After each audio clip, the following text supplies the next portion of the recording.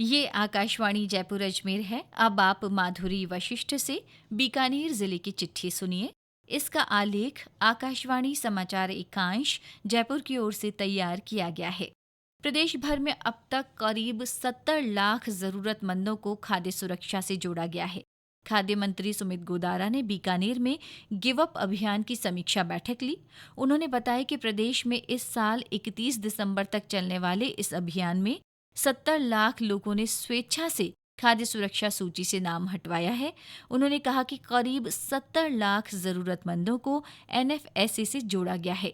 श्री गोदारा ने कहा कि इस अभियान में बीकानेर जिला अब तक प्रदेश में तीसरे स्थान पर रहा है। प्रधानमंत्री धन धान्य कृषि योजना में प्रदेश के 8 जिले चुने गए हैं। इनमें बीकानेर को भी शामिल किया गया है। पिछले महीने कृषि उपज मंडी में जिला स्तरीय कार्यक्रम हुआ। इसमें प्रधानमंत्री नरेंद्र मोदी के राष्ट्रीय समारोह का सीधा प्रसारण किया गया। इस अवसर पर उन्होंने दलहन आत्मनिर्भरता मिशन, पशुपालन और मत्स्य पालन तथा खाद्य प्रसंस्करण की कई योजनाओं की शुरुआत की। कृषि मंत्री किरोड़ी लाल मीणा पिछले दिनों बीकानेर प्रवास पर रहे।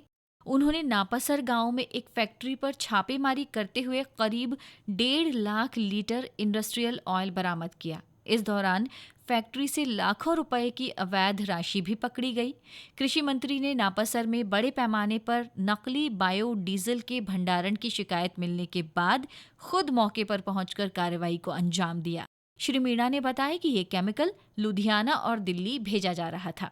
डॉक्टर बीसी घिया ने बीकानेर के पीबीएम अस्पताल के अधीक्षक का पदभार ग्रहण किया।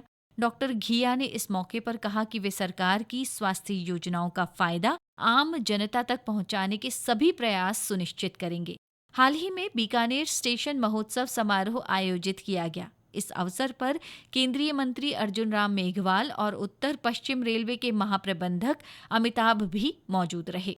गौरतलब है कि पर्यटन स्थल के रूप में अपनी पहचान रखने वाले बीकानेर स्टेशन को उत्तर पश्चिम रेलवे का महत्वपूर्ण गंतव्य माना जाता है।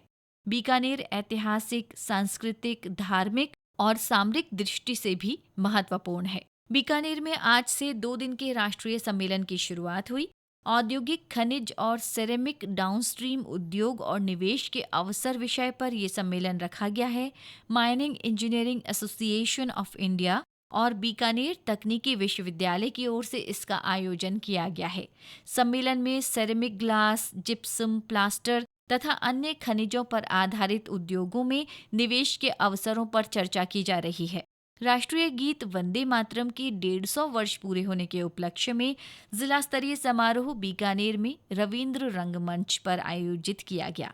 प्रदेश के स्वास्थ्य और जिले के प्रभारी मंत्री गजेंद्र सिंह खींवसर समारोह में मौजूद रहे। इस दौरान सभी ने देशभक्ति की भावना के साथ वंदे मातरम का सामूहिक गान किया।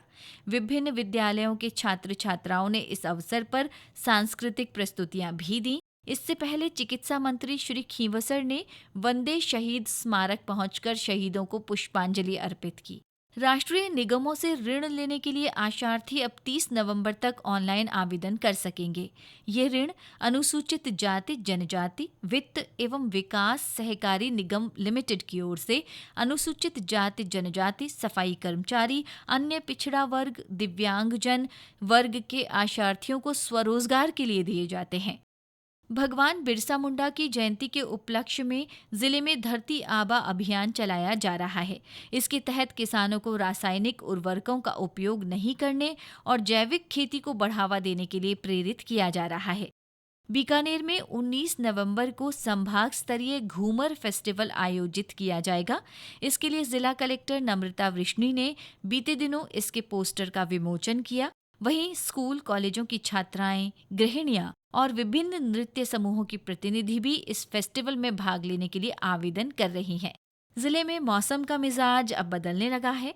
हालांकि तापमान में ज्यादा गिरावट दर्ज नहीं हुई है, फिर भी सुबह और शाम के समय हल्की ठंडक महसूस की जा रही है। इसी के साथ बीकानेर जिले की चिट्ठी समाप्त हुई।